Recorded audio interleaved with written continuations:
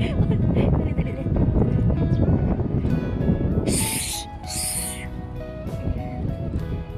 Ang galing.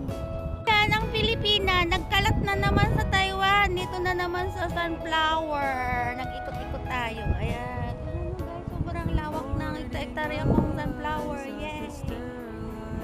Ayun, madilim.